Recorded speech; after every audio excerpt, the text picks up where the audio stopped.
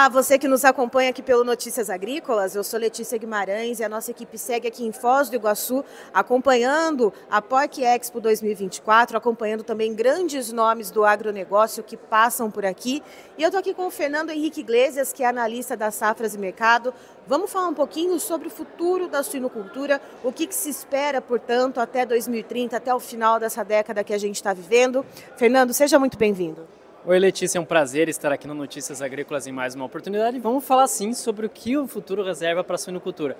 E já tem uma coisa muito interessante para a gente dizer para todos que nos acompanham aqui no Notícias, é que o Brasil realmente tem potencial para assumir a liderança global das exportações de carne suína até o final dessa década.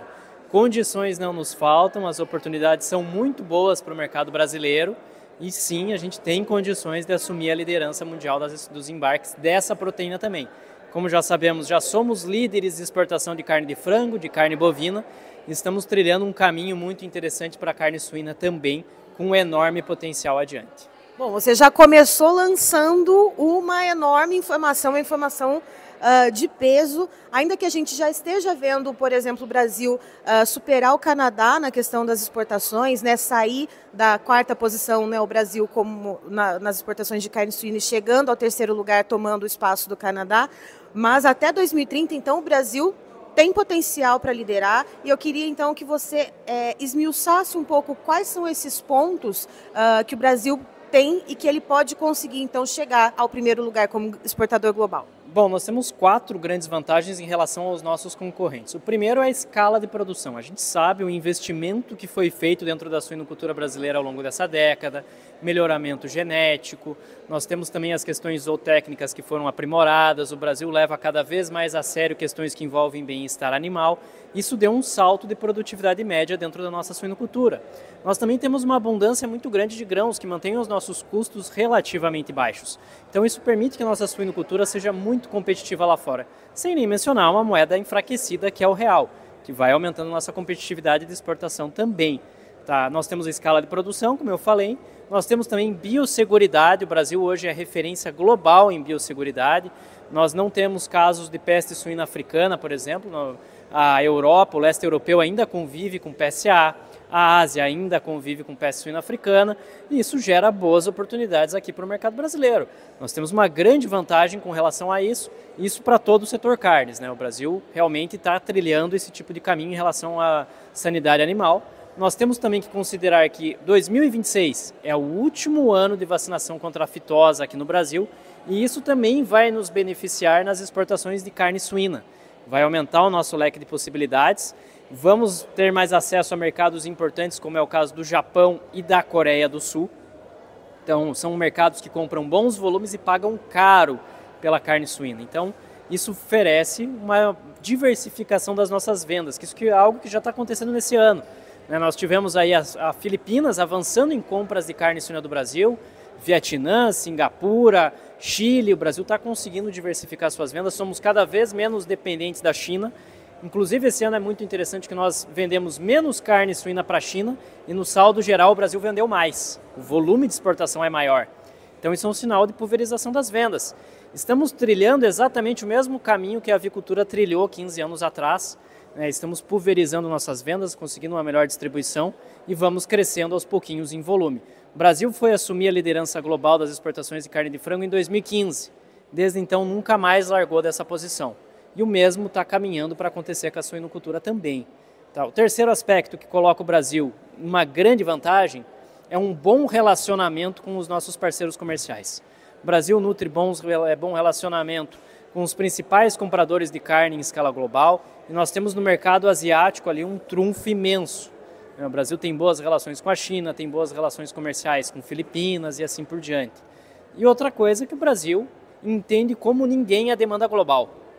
Nós sabemos o que o consumidor asiático procura, nós sabemos o que o consumidor europeu procura e nós temos as totais condições de atender essa demanda desde que paguem um preço justo pelo produto brasileiro.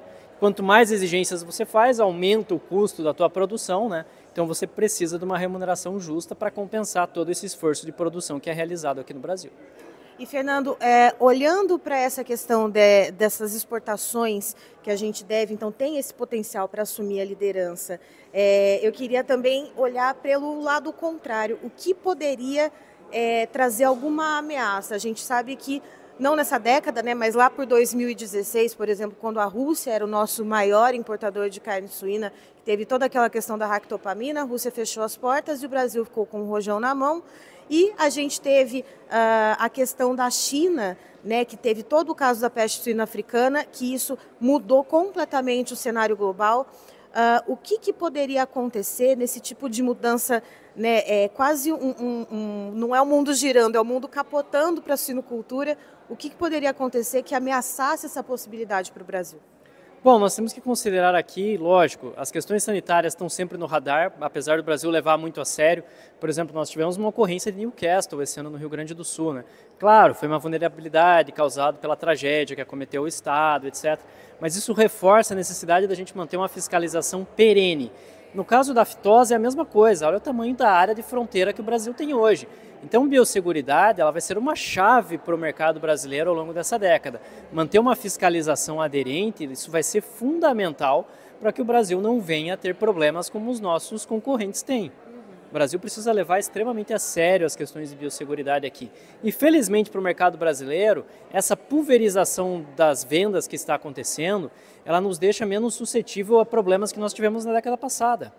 Um evento como o da Rússia foi bastante traumático aqui para a suinocultura brasileira. Isso dificilmente vai acontecer novamente. Hoje o Brasil não está colocando todos os ovos na mesma cesta. A gente está conseguindo aí ampliar o nosso leque de opções. E esse trabalho vai continuar acontecendo ao longo da década. Temos que elogiar muito o trabalho que vem sendo conduzido nos últimos anos pela BPA, pelas associações, pelas secretarias de agricultura, pelo próprio Ministério da Agricultura. Nos últimos 10 anos o Brasil vem abrindo novos mercados, vem firmando novos acordos e vai aumentando o seu potencial de exportação. É um trabalho muito bem arquitetado, muito bem pensado, muito bem feito e agora nós estamos colhendo os frutos disso. Agora nós estamos colhendo os frutos de toda essa situação que nós estamos aí, né, e em breve a suinocultura vai ganhando cada vez mais espaço na mesa dos consumidores ao redor do mundo, a carne suína brasileira cada vez mais presente em escala global e isso é uma tendência realmente no decorrer dessa década. E, Fernando, ainda uma pergunta sobre a questão da peste suína africana na China, né? Que foi isso que mudou de maneira 360 graus, né? Como se consome carne ao redor do mundo, como que se comercializa carne ao redor do mundo, e não só a carne suína, carne bovina, carne de frango. Qual foi o papel dessa crise que afetou severamente o mercado chinês e, por consequência, o mercado mundial? Como que essa crise colocou o Brasil sob os holofotes e está dando essa possibilidade, portanto, do Brasil brilhar ainda mais? Bom, essa crise foi essencial para o setor carnes brasileiro. A gente sempre tem que pensar, quem está nos acompanhando, que os problemas de sanidade animal eles são o fio condutor da corrente de comércio global das carnes. Tá? Isso vai gerar ou oportunidades ou desafios. No caso da peste suína africana, só para dar uma noção, para quem está nos acompanhando, a China produz em torno de 56, 55 milhões de toneladas de carne suína por ano. No ano de auge da peste suína africana, essa produção caiu aí para 35, 36 milhões de toneladas. É 20 milhões de toneladas a menos. Se a gente somar a produção de carne de frango do Brasil, mais a produção de carne suína, bate exatamente nesses 20 milhões de toneladas. Então gerou uma necessidade de compra sem precedentes no mercado global. A China comprava grandes volumes a preços muito altos. E lógico, hoje ela já não compra no mesmo ritmo que ela comprava naqueles anos, mas ela está mantendo um bom potencial de compra. A China ainda vai ser uma grande força de demanda em escala global. São muitas bocas para alimentar. Por mais que haja uma recomposição de rebanho, de produção de carne suína, quase todo ano mais de 5 milhões de pessoas são alçadas à classe média na China. Então é um mercado consumidor que está em franca expansão. Então todos os anos a China vai seguir demandando grandes volumes. Ela busca uma autossuficiência, que nunca vai acontecer, né, pelo tamanho da população chinesa. Ela busca ser menos dependente das importações, mas de qualquer forma ela sempre vai participar do mercado global de importações. Ela sempre vai comprar, porque realmente temos muitas bocas ali para alimentar dentro da China. E, Fernando, para além do mercado chinês e para além do mercado da suinocultura, Em vários eventos que eu acompanho sobre o setor de proteína animal, a gente ouve inclusive um termo muito comum que é o one-stop shop que o Brasil está se tornando para a proteína animal, já que a gente tem uma escala muito grande, uma qualidade muito grande nas carnes suína, bovina e de frango, nos ovos, no leite. Eu queria saber também como que você enxerga essa diversidade de produtos e como que o Brasil também está sendo olhado como esse ponto de one-stop shop pelos consumidores, né, pelos países parceiros ao redor do mundo. Bom, o Brasil hoje é disparado a melhor alternativa global para fornecer proteínas de origem animal, é disparadamente. Hoje nós temos aí mais competitividade dentro do setor carnes que Estados Unidos, que Europa, que Ásia. O mundo sabe disso, o mundo tem essa percepção, que o Brasil é mais competitivo, tem melhores condições para atender a demanda global. O mundo sabe rigorosamente de como isso, qual o comportamento, o que esperar do Brasil, e sabe que quando ele vir aqui no mercado brasileiro, ele vai conseguir comprar o produto que ele está buscando. Eles sabem disso. Só para dar um número que não tem nada a ver com carne suína, tá? Eu sei que a gente está na Pork Expo, mas para vocês terem ideia, quando a gente fala de exportação de carne bovina, no início dessa década, antes ali da pandemia, 25% da produção de carne do Brasil, de carne bovina, era dedicada à exportação. Hoje nós já chegamos a 40% da produção brasileira que está sendo destinada às exportações. Então, o Brasil vai tendo um salto quantitativo. O Brasil hoje ele é mais de 30% da corrente de comércio global da carne de frango. De cada 3 quilos de frango, cada 10 quilos de frango que são exportados no mundo, 3 quilos é de frango brasileiro. O Brasil hoje tem mais de 5 milhões de toneladas de carne de frango embarcadas anualmente. E vamos alçando aí uma perspectiva de mais de 100 mil toneladas mês de carne suína exportadas e crescendo, e avançando, e evoluindo. Então o potencial aqui do Brasil é imenso, temos plenas condições de atender a demanda global, temos uma grande área de pastagem, por exemplo, que está se tornando outras commodities, não estamos perdendo efetivo do rebanho de bovinos por conta disso. O Brasil hoje, ele realmente virou uma referência dentro do setor carnes e vai seguir assim. É a nossa indústria modelo, é a indústria base aqui para o Brasil. É só a gente ver a dimensão das empresas que nós temos aqui no mercado brasileiro, a capacidade que nós temos e o relacionamento que foi construído ao longo dos anos, ao longo das décadas, fruto de um trabalho muito bem feito, muito bem conduzido, que vai rendendo grandes frutos aqui para o mercado brasileiro. O setor carnes só tem a crescer nos próximos anos, nas próximas décadas. O Brasil realmente vai ser a grande potência produtora de carnes em escala global.